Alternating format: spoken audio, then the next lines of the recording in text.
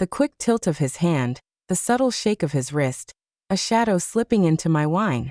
My stomach turned cold. I set the glass back down, my fingers trembling, while he kept smiling as if nothing had happened. All around us, candlelight danced across polished glasses, laughter floated between tables, and the scent of garlic butter clung to the air. To the world, it was a perfect anniversary dinner. To me, it was the instant my marriage shattered in silence. That was the moment everything changed. Mornings had always been my favorite time of day. The world was quiet, still carrying the softness of sleep, before the day could demand anything from me. I liked the ritual of it, the hiss of the kettle, the smell of coffee filling the kitchen, the low hum of the refrigerator. That morning, like so many others, I stood barefoot on the cool tiles, staring out the window at the neighbors' lawns while waiting for the coffee to brew. Our house wasn't large, not the kind you'd see on magazine covers, but it carried my fingerprints everywhere. Curtains I had sewn, pictures I had framed, shelves I had filled with books and little plants that somehow clung to life despite my forgetfulness.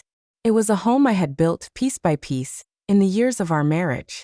I worked as a school counselor at the local high school, which meant my days were full of young voices, some nervous, some hopeful, some breaking under weights they didn't know how to carry yet. People assumed the job was just paperwork and scheduling, but for me, it was something deeper. It meant sitting with a girl whose parents fought every night until she started failing math. It meant listening to a boy who had convinced himself he was worthless because no one at home bothered to ask about his day. I had always believed in listening, really listening. And maybe that was why my husband, Daniel, had once said I was the calm in his storm. He had a way of moving fast, of filling silence with stories, plans, and big gestures, while I preferred the quieter rhythm of small consistencies. On paper, we looked balanced. I steadied him. He pushed me out of my comfort zone. That's what I used to tell myself anyway. That morning, as I sipped my coffee, Daniel came down the stairs in his usual rush, tie hanging loose, hair still damp from the shower. He smelled faintly of cedarwood and mint, the cologne he'd worn since the day I met him. "You're not even dressed yet," he said, half smiling, half impatient. "It's only 7:30, I replied, lifting my mug. "I don't have to be at school till 8:30. He kissed my cheek quickly, already grabbing his keys from the counter. "I'll be late tonight. Don't wait up." He said it so casually, like it was routine. And maybe it had become one. The door shut behind him, and I stood there in the quiet again, staring at the place he'd just been. Sometimes the silence after he left felt heavier than it should. At work, the halls buzzed with energy, lockers slamming, sneakers squeaking against the floor, voices rising in a dozen conversations at once. My office was tucked away near the library, a small space with posters about college readiness and coping with stress. Kids came in hesitantly, like they were intruding, but once they sat down, words spilled out. I liked that part, the moment their shoulders eased, and they realized they could breathe. I wasn't their mother, or their teacher, or their judge. I was just someone willing to hear them. That day, a junior named Emily sat across from me, twisting a bracelet around her wrist. "Do you think people ever really change?" she asked. Her voice was soft, but her eyes carried a seriousness far beyond her age. I thought about it for a moment before answering. "I think people can change," I said. "But sometimes it's not that they change, it's that we finally see them for who they've been all along." She looked at me for a long time, then nodded slowly, as if tucking the words away. When she left, I sat back in my chair, the question still echoing in my own mind. Do people ever really change? By the time the school day ended, the question lingered with me. I drove home in the pale light of evening, streets lined with trees heavy with late summer leaves. The house greeted me with its familiar stillness. Daniel wasn't home yet, as he'd said, and I moved through the rooms with that strange mix of comfort and loneliness. In the living room, on the mantel, sat a framed photo from our wedding day. I was in lace, smiling so widely my cheeks ached just to look at it now. He had his arm around me, eyes locked on mine like I was his whole world. I stared at that photo longer than usual, wondering when exactly the shift had begun. That night, I lay in bed listening to the hum of the ceiling fan. Daniel came in late, careful not to wake me, or maybe pretending not to notice I was awake. His weight dipped the mattress, his cologne mingling with the night air. I closed my eyes, steadying my breath, and told myself not to think too much. That's what I had been doing for months now, not thinking too much. But deep down, I already knew the truth. Silence doesn't keep the cracks from spreading. Daniel and I had been married for 8 years. Long enough for routines to harden, long enough for the first sweetness to fade into something harder, something I couldn't quite name. When I first met him, he was magnetic, the kind of man who walked into a room and drew attention without even trying. He told stories with wide gestures, laughed loudly, and leaned in close when he listened, making you feel like you were the only person that mattered. I used to think that was his gift, making people feel seen. But over time, I realized he was more interested in being admired than truly knowing anyone, including me. The first cracks were subtle. 2 years into our marriage, I remember standing in the kitchen one evening, stirring pasta, when his phone buzzed on the counter. A name I didn't recognize flashed on the screen, followed by a heart emoji. "Who's that?" I asked, trying to keep my voice light. He glanced at it, then at me. "Just a colleague. Don't start, Katrina." I swallowed my unease, told myself not to overreact. Everyone texted with emojis now. It didn't mean anything, right? But it wasn't just the texts. It was the way he began working late more often, the way his smile seemed more polished, rehearsed, the way he bought a new suit without telling me, as if he had another life he didn't want me to see. One night, I woke to find him in the bathroom, phone glowing in his hand. When I asked what he was doing, he snapped, "Checking emails. Do you want me to lose my job?" I apologized, even though I wasn't the one hiding in the dark. That was the first time I felt the quiet sting of doubt. But marriage teaches you how to bend, doesn't it? You tell yourself love means forgiveness, that suspicion makes you petty, that patience will fix everything. I bent so far I barely recognized myself. A year later, I discovered another betrayal. Not a woman this time, but money. I had saved quietly for years, setting aside bits of my counseling salary into a small account. Nothing grand, just enough to feel safe. One evening, while reconciling bank statements, I realized nearly half of it was gone. "Daniel," I said, holding the papers, my hands shaking, "where is this money?" He barely looked up from the TV. "Relax. I used it for an investment. It'll double in no time." "You didn't even ask me." His eyes flicked toward me, sharp and dismissive. "It's our money. Why are you acting like it's yours?" I wanted to scream, but instead I folded the paper, pressed it against my chest, and sat in silence. My heart pounded with anger, but I said nothing. That became my pattern. Feeling everything, saying nothing. And yet, part of me clung to the good memories. The weekends he planned little trips, the mornings he surprised me with coffee, the rare moments he looked at me with something like tenderness. Those moments were enough to keep me hoping, enough to silence the voice inside that whispered, "He's not who you think he is." Then came the year of my mother's illness. I was driving back and forth between the hospital and home, stretched thin, exhausted, fragile. I needed Daniel more than ever. But he pulled further away. He complained when I spent nights with her, accused me of neglecting him. One evening, after a brutal day, I came home to find him sulking at the table, untouched dinner in front of him. "You don't even see me anymore," he said. I stared at him, disbelief prickling my skin. "My mother is dying, Daniel." He leaned back, arms crossed. "And I'm your husband. Don't forget that." That night, something inside me cracked. I still stayed. I still cooked, worked, smiled when people asked how we were doing. But deep down, the love had begun to rot. By the time my mother passed, I was moving through life on autopilot. Daniel didn't hold me at the funeral. He didn't even try. He stood beside me with his polished smile, shaking hands, accepting condolences as though they were meant for him. In the months that followed, the betrayal deepened. He began disappearing for weekends, claiming work trips that I never quite believed. He guarded his phone like it held state secrets, stepping outside to take calls, deleting his messages before I could glance at them. I grew skilled at pretending I didn't notice, pretending I wasn't suspicious, pretending we were still what we once were. But at night, lying awake beside him, My chest ached with the weight of unspoken truths. The final realization came a few weeks before our anniversary. I was cleaning out the laundry when his phone buzzed on the nightstand. A message preview lit the screen before it vanished. Last night was perfect. Can't wait to see you again. I froze, the basket slipping from my hands, socks spilling across the floor. My body went cold, my heart hammering against my ribs. He walked in seconds later, saw the phone in my hand, and his face hardened. You had no right to touch that, he snapped, snatching it away. Who is she, Daniel? My voice cracked. He didn't answer. Just shoved the phone into his pocket and stormed out. That silence was louder than any confession. For 3 days, we barely spoke. I moved through work like a ghost, smiled at my students while my own life crumbled inside. When he finally returned to our bedroom, he didn't apologize. He simply said, "Don't ruin our anniversary. We deserve at least one good night." One good night. The words rang in my ears like a warning bell. And that's when I realized something terrifying. He didn't just want to celebrate.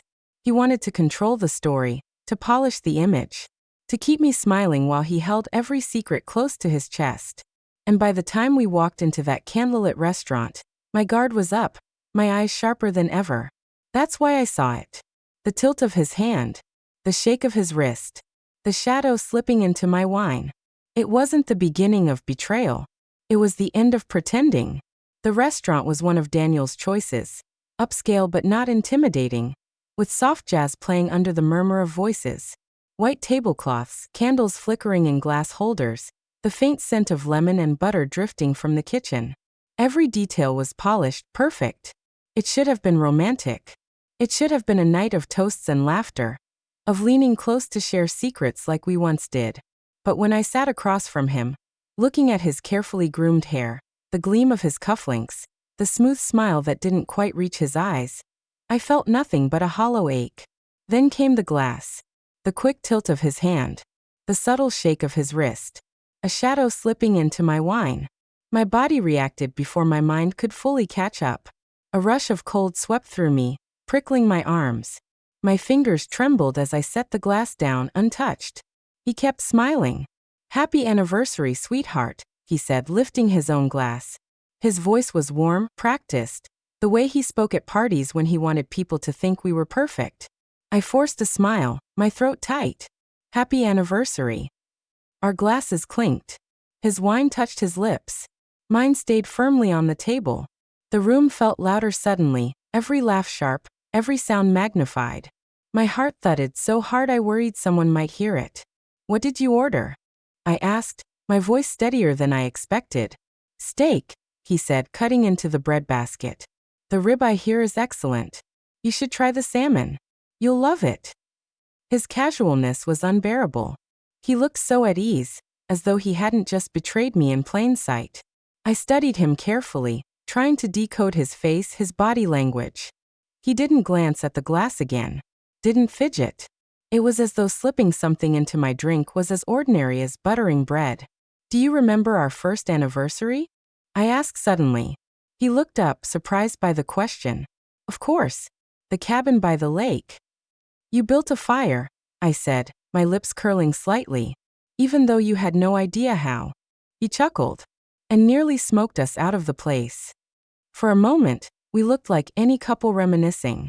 But under the table, my nails dug into my palm. I wasn't reliving a sweet memory. I was testing him. And he failed, because he didn't even notice the wine. Didn't notice that I hadn't touched it. The waiter arrived with our meals, placing steaming plates in front of us. The smell of garlic butter drifted up from my salmon, making my stomach churn. "Looks wonderful," Daniel said, reaching for his knife. I leaned forward slightly, my voice quiet. "Why did you do it?" He paused, knife hovering above his steak. "Do what?" I held his gaze, steady and unflinching. "You know what?" For the briefest second, something flickered across his face, annoyance, maybe even panic. But it vanished so quickly I almost doubted I'd seen it. "You're imagining things," he said smoothly. "Katrina, it's our anniversary. Let's not spoil it." The calmness of his tone made my skin crawl. It was the same tone he'd used when I found the texts, The same one he'd used when I confronted him about the money. A tone meant to make me doubt myself. But I didn't doubt anymore. I had seen it. I knew. I cut into my salmon slowly, buying time, forcing myself to chew and swallow while my mind raced. What had he put in the drink? Sleeping pills? Something stronger? What was his plan? To embarrass me in public? To drive me home and have an excuse for something else? I glanced around the restaurant, at the couples chatting softly, the waiter refilling water glasses, the flicker of candles against glass. Nobody noticed. Nobody ever noticed. Daniel reached for his glass again, sipping contentedly. This is nice, isn't it? Just the two of us. I wanted to laugh. Nice. He had just tried to drug me, and he called it nice. Inside, my mind split in two, one half trembling with fear, the other sharpening with clarity. If I panicked, if I made a scene, he'd twist it against me. He'd say I was paranoid, emotional, unstable. No one would believe I had seen what I saw. So I didn't panic. I stayed quiet, watching, waiting. He leaned back, satisfied with himself. We should do this more often. Reconnect. I forced a small smile, though my chest burned. You're right. We should. I didn't drink. Not a single drop. The rest of the dinner passed in a haze. He talked about work, about a new client, about maybe taking a trip later in the year. I nodded, replied when I had to, all while the untouched glass of wine sat between us like a secret neither of us acknowledged. When dessert came, a slice of chocolate cake with a candle glowing at the top, he took my hand across the table. His palm was warm, firm, rehearsed. To us, he said softly. I met his eyes. For the first time, I didn't look away. To us. I blew out the candle. But inside, I wasn't making a wish. I was making a decision. Because in that restaurant, with the smell of chocolate and wine, with Daniel's smile fixed like a mask, I knew I couldn't stay silent anymore. I had spent years bending, forgiving, swallowing my doubts. But this was different. This was dangerous. And for the first time, instead of fear, I felt something else rising inside me. Resolve. He had set the stage for his perfect anniversary. But he didn't realize he'd just handed me the proof I needed. And I was going to use it. That night, when we returned home from the restaurant, I lay in bed with my eyes wide open, staring at the ceiling. Daniel slipped easily into sleep beside me, his breathing deep and even, as though he carried no guilt, no fear. The untouched wine still burned in my memory. I could almost smell it, the sharp tang of alcohol mixing with whatever he had slipped into it. My fingers twitched as if I were still holding the glass, trembling. I couldn't close my eyes. Every time I tried, I saw the tilt of his hand, the flick of his wrist. I heard the soft clink of something dissolving into my drink. Sleep didn't come. Instead, memories crowded in.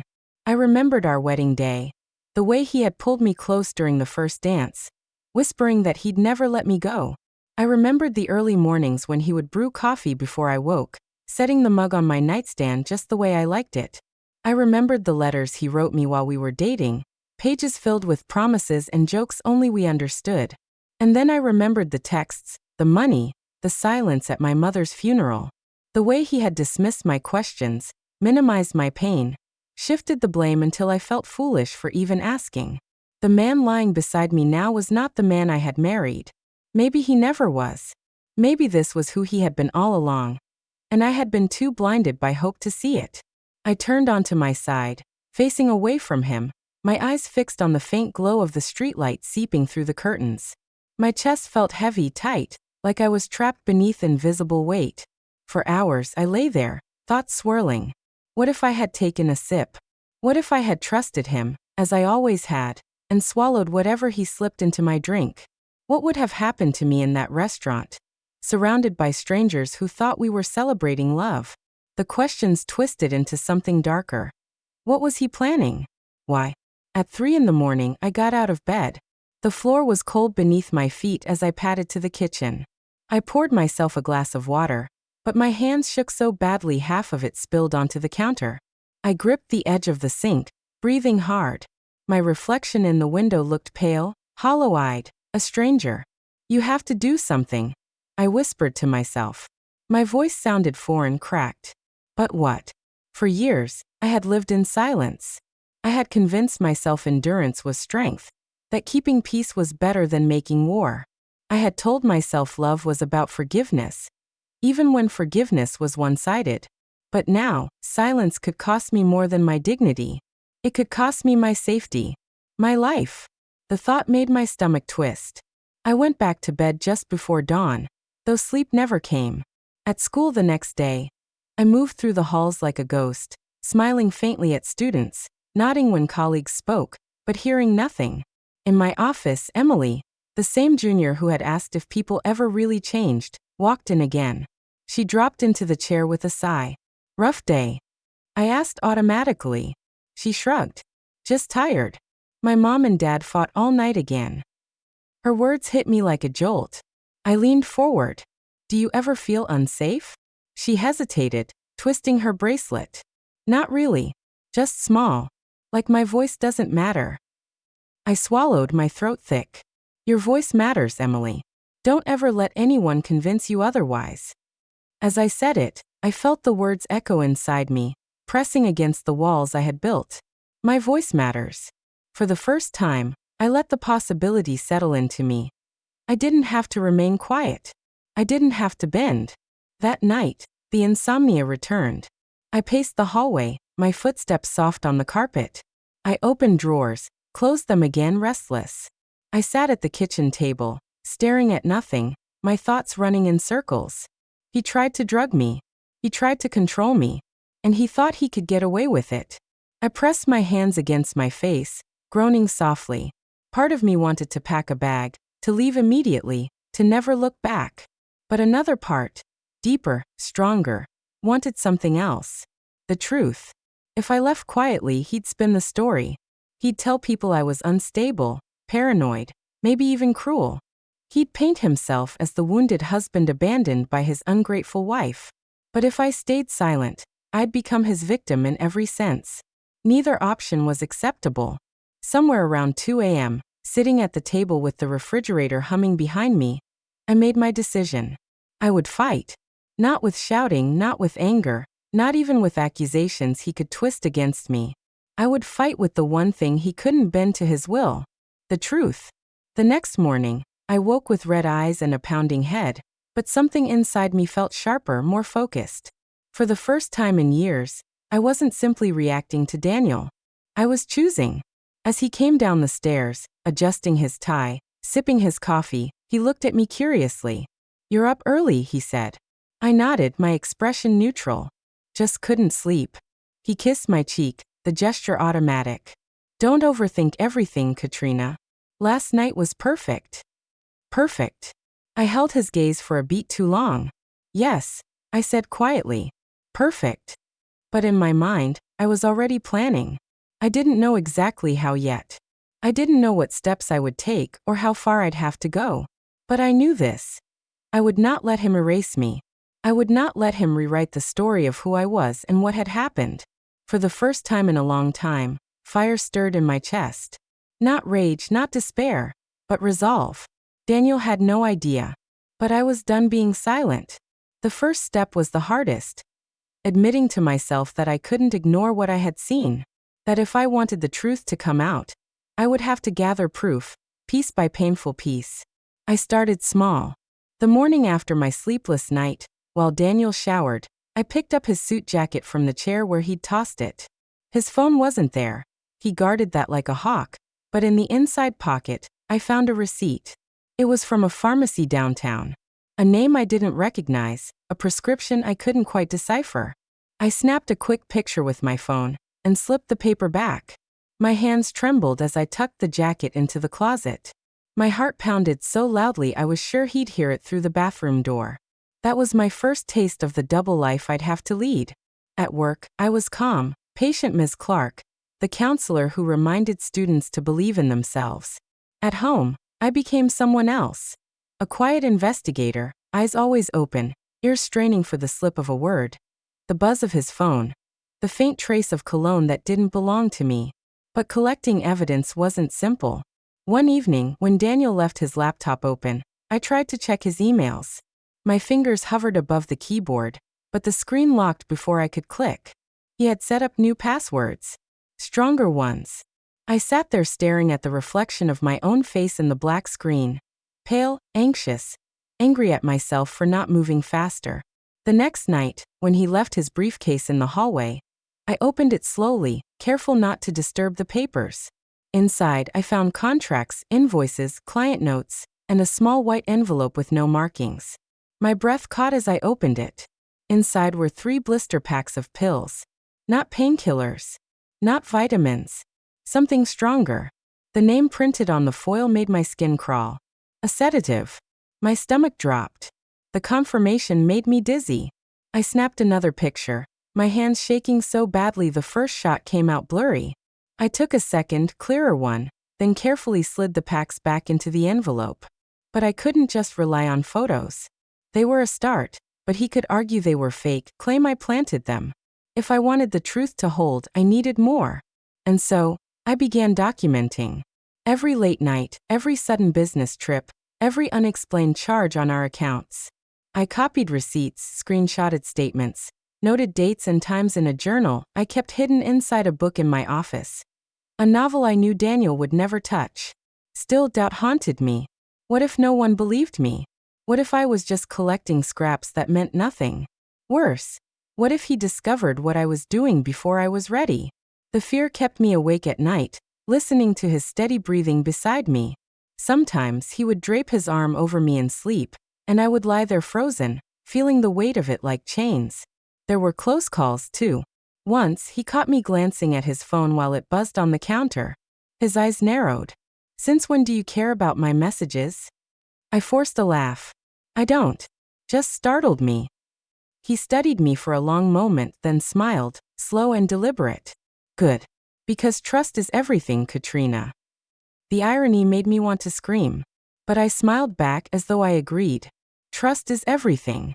Another time, I almost slipped at work. A colleague, noticing the dark circles under my eyes, asked if everything was all right at home. The words rushed to the back of my throat. "No, he tried to drug me. I'm living with a stranger I can't trust." But I swallowed them. "Just not sleeping well," I said. "Too much coffee, maybe." I walked away quickly before my face betrayed me. The setbacks wore me down. I wanted quick answers, a neat confession, undeniable evidence. But life wasn't like that. Life was slow, messy, filled with half-clues and careful waiting. One night, after another fruitless search of his office drawers, I sat on the floor of our living room, my head in my hands. The frustration burned in my chest. "What am I doing?" I whispered into the dark. "What if none of this works?" But then I pictured the glass of wine, the shadow dissolving inside it. I pictured myself lifting it to my lips, trusting him. And the fire inside me steadied again. I reminded myself that I wasn't collecting scraps. I was building a story no one could dismiss. I began reaching out carefully, subtly. I asked a trusted colleague in the counseling office, a woman who had once been through a difficult divorce, about private investigators. She didn't ask questions, just slipped me a number. For 2 weeks, I debated whether to call. It felt terrifying, admitting to a stranger that I suspected my husband of betrayal, maybe worse. But finally one night I dialed. The man I spoke to had a calm, professional voice. He didn't promise miracles. He didn't sugarcoat. He said gathering evidence takes time, and it often reveals more than people expect. "Are you ready for that?" he asked. I hesitated. Then quietly I said, "Yes." Hiring him meant risk. Financial, emotional, practical. Daniel checked accounts often, noticed every discrepancy. I had to withdraw money in small amounts, stash it in a box inside my office at school, under stacks of old student files no one ever touched. When the investigator began his work, I felt both relief and dread. Relief that I wasn't alone anymore. Dread that the truth, when it came, might shatter me completely. The first report was thin. Photos of Daniel meeting someone at a hotel bar, a woman with dark hair and a red coat. Nothing explicit, nothing damning, but enough to make my stomach churn. The second report came with timestamps, receipts, evidence of overnight stays. Each page I read felt like a nail being driven into the coffin of the life I thought I had. And yet, with every nail, I grew steadier, stronger. I wasn't crazy. I wasn't paranoid. The truth was real, and now I had it in my hands. But even with proof, I knew exposing him wouldn't be simple. Daniel was charming, respected, clever. He knew how to twist stories, how to make people see what he wanted them to see. If I wanted the truth to hold power, I needed the right moment, the right stage. I closed the folder of evidence and pressed it against my chest, my heart pounding. Patience, I told myself. Patience. Because when the time came, it wouldn't just be about showing the truth. It would be about making sure he couldn't escape it. And for that, I would need to be ready. The anniversary dinner had been meant to celebrate us. But in my mind, it became something else, the perfect stage.